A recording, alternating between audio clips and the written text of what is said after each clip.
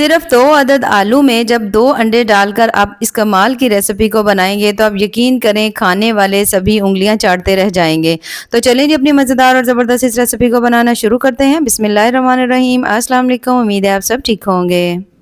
तो इस इंतहाई मज़ेदार सी रेसिपी को बनाने के लिए सबसे पहले तो हमने यहाँ पर ले लेनी है 1 अदद कढ़ाई। उसमें शामिल करेंगे हम ऑयल। ऑयल जैसे ही अच्छी तरह से गर्म हो जाएगा तो इसमें हमने डाल देने हैं 2 अदद मीडियम साइज़ के प्याज, बिल्कुल बारीक चॉप करके डालेंगे। और उसके बाद अब आपने इस प्याज को ऑयल में अच्छी तरह से फ्राई कर लेना है।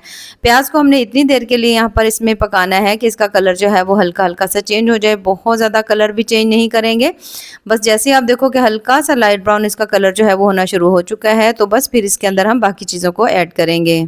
अच्छा, यहाँ पर अगर आपने मसाला ज़्यादा मिकदार में बनाना हो ना, तो जैसे मैंने प्याज 2 डाला है ना, आप इसमें 3 भी डाल सकते हैं, ठीक है। अब यहाँ पर आप प्याज का कलर चेक कर सकते हो, हल्का सा इसका कलर जो है ना वो लाइट ब्राउन होने लग गया है, बहुत ज़्यादा हमने नहीं किया। अब हम इसमें डालेंगे तकरीबन 1 चम्मच जो है ना फ्रेश कुटा हुआ अदरक लहसुन का पेस्ट। इसे डाल करके भी कुछ देर के लिए भून लेंगे। और जैसे ही कुछ सेकंड के लिए आप इसको भूने होंगे और इसके अंदर से आपको अदरक लहसुन की अच्छी खुशबू आ रही होगी, तो फिर हम इसमें शामिल करेंगे सब्ज़ मिर्चें। अब सब्ज़ मिर्चें जो है आप अपने टेस्ट के हिसाब से भी डाल सकते हो, आप चाहो तो कम या ज़्यादा जो है ना उस तरह जैसे आपका दिल करे से कर सकते हैं। तो मैंने तकरीबन 4 से 5 अदद ली थी, बिल्कुल बारीक कट करके डाल देंगे। और इसे शामिल करने के बाद अब यहाँ पर हमने इसमें डाल देने हैं टमाटर। टमाटर भी मैंने 2 अदद लिए थे और इनका भी मैंने पेस्ट बना लिया था। इन सभी चीज़ों को डालने के बाद अब हमने तमाम चीज़ों को फिर से अच्छी तरह मिक्स कर लेना है, कुछ देर के लिए भून लेना है। जैसे आप देखो तमाम टमाटर हैं, प्याज, सब्ज़ मिर्ची अच्छी तरह पकना शुरू हो चुके हैं, तो फिर हम इसमें डाल देंगे स्पाइसेस। तकरीबन आधा चम्मच इसमें नमक का डाल देंगे, 1/3 चम्मच हल्दी डाल देंगे, आधा चम्मच मैं इसमें लाल मिर्च का डाल रही हूँ। दोबारा से हमने इस मसाले की अच्छी तरह भुनाई कर लेनी है। अब यहाँ पर आपने इसको इतनी अच्छी तरह से भुनना है कि मिर्चों का जो कच्चापन है वो ख़त्म हो जाए। लेकिन अगर यहाँ पर आपको लगे कि हल्का सा इसमें पानी का छींटा लगाने की ज़रूरत है तो लगा लीजिएगा और अच्छी तरह मसाले को भून लीजिएगा। कुछ ही सेकंड में जब आप देखो कि मसाला भी अच्छी तरह आपने भून लिया है, तो अब हमने इसके अंदर कोई दूसरा मसाला नहीं डाला है, ठीक है। तो अब यहाँ पर हम इसमें डालेंगे बिल्कुल थोड़ा सा जो है ना तकरीबन आधा चम्मच हम इसमें डाल देंगे धनिया पाउडर। और इसके साथ ही हमने इसमें डाल देना है थोड़ा सा जो है ना ज़ीरा पाउडर। ज़ीरा पाउडर शामिल करने के बाद आधा चम्मच जो है ना हमने इसमें डाल देना है मिक्स गरम मसाला। 1 अदद चिकन क्यूब शामिल करेंगे।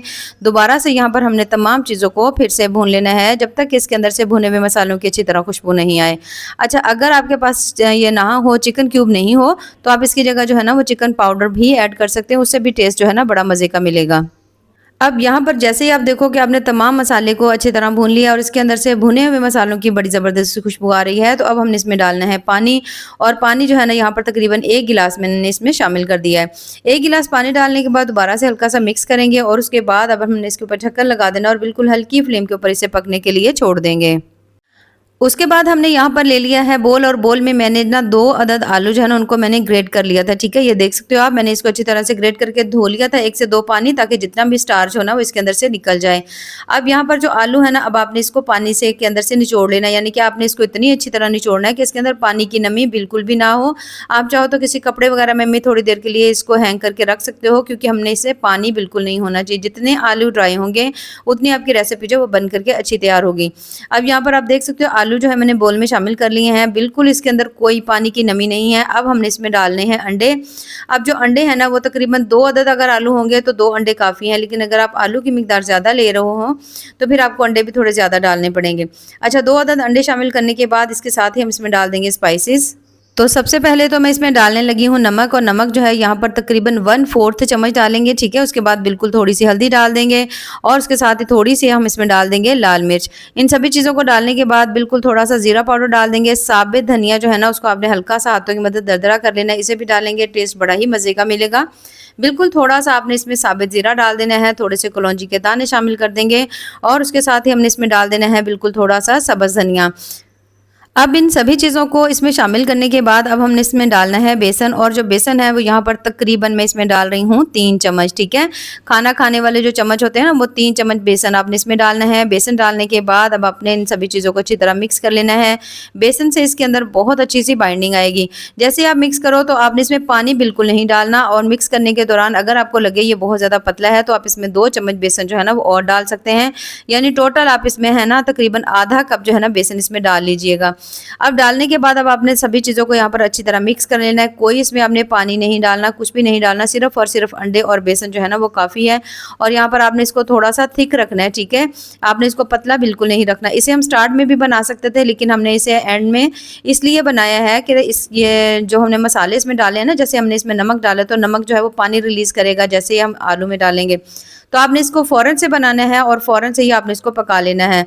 अब यहाँ पर जो ग्रेवी है आप देख सकते हो माशाल्लाह ज़बरदस्ती पक चुकी है। अब आपने फ्लेम थोड़ी हाई कर देनी है और ये जो अभी हमने मिक्सचर बनाया था ना, ये आपने यहाँ पर थोड़ा-थोड़ा लेना है। जिस तरह से हम लेते हैं ना पकोड़े बनाते हैं, उस तरह से थोड़ा-सा पोर्शन लेना है और अब आपने इसको इस तरह से इसमें डालते जाना है। बिल्कुल साथ-साथ नहीं डालना, थोड़ा हल्का फासले के ऊपर डालिएगा ताकि ये आपस में जुड़े नहीं, चिपके नहीं। इस तरह से करके जैसे ही आप इस सारे को इसमें शामिल कर देंगे, स्टार्ट में आपने फ्लेम को हाई रखना है, ठीक है। छोटी-छोटी सी टिप्स हैं, इन्हें ज़रूर याद रखिएगा ताकि रेसिपी जो है वो ख़राब नहीं हो। तो स्टार्ट में जब आप डाल रहे हो तो फ्लेम थोड़ी हाई होगी। जैसे ही आप इन सभी को इसमें डाल लेंगे तो उसके बाद आपने फ्लेम जो है वो थोड़ी हल्की कर देनी है और इनको बिना छेड़े हुए आपने इसको ऐसे ही रहने देना है मीडियम टू लो फ्लेम के ऊपर। कम से कम भी एक साइड को 5 मिनट तक के लिए आपने पकने देना है। आप चाहो तो खुले ढक्कन से इसे पका सकते हो, आप चाहो तो इसके ऊपर ढक्कन लगा सकते हो। तो मैंने यहाँ पर इसके ऊपर ढक्कन लगाया था। ढक्कन लगाने के बाद अब यहाँ पर तकरीबन 5 मिनट हो चुके हैं। बहुत अच्छी तरह से इनकी एक साइड जो है वो पक चुकी है। तो सभी की साइड्स को आपने इस तरह से चेंज कर लेना है। जब आप देखो कि आपने सभी की साइड्स को इस तरह चेंज कर लिया है, चेंज करने के बाद दूसरी साइड को भी आपने कम से कम 5 मिनट के लिए पका देना है और फिर से हमने इसके ऊपर ढक्कन लगा देंगे। और जैसे ही आपको 5 मिनट यहाँ पर हो जाए, यहाँ पर आप देख सकते हो हल्की तरी भी इसके ऊपर आ चुकी है और बहुत अच्छी तरह से माशाल्लाह ये जो है ना पकोड़े ये भी इसके अंदर बन चुके हैं। आमतौर पर हम जो है ना उसमें ऑयल में पकोड़े बनाते हैं जिसमें बहुत ज़्यादा एक तो उसमें ऑयल आ जाता है, थोड़ा काम भी लंबा हो जाता है। तो इस तरह से जब आप पकाएंगे ना, एक तो इसका आपको टेस्ट बड़ा ही मज़े का लगेगा, दूसरा बहुत ज़्यादा जल्दी से आपकी रेसिपी बन करके तैयार हो जाएगी, कुछ ही देर में बन जाएगी। थोड़ी सी कसूरी मेथी डालेंगे, थोड़ा सा सब्ज़ धनिया डालेंगे, ढक्कन लगा देंगे 1 से 2 मिनट के लिए दम पर। और ये देखिए माशाल्लाह बहुत ही ज़्यादा टेस्टी, इंतहाई मज़ेदार जो है ना आलू और बेसन की जो रेसिपी हमारे यहाँ पर बन चुकी है, जो कि बड़ी ही लजीज बनी है। अब अगर आपने इसके अंदर ज़्यादा ग्रेवी बनानी होती तो फिर आप इसमें थोड़ा सा पानी ज़्यादा डाल लीजिए, अगर कम बनानी है तो सेम इसी तरह से भी आप इसे रख सकते हैं।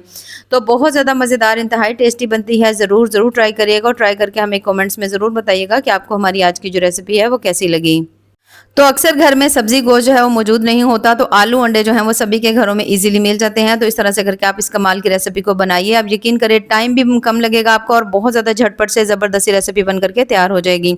तो इसे आपने ज़रूर ट्राई करना है। बाकी दुआ में याद रखिए। अल्लाह हाफिज़।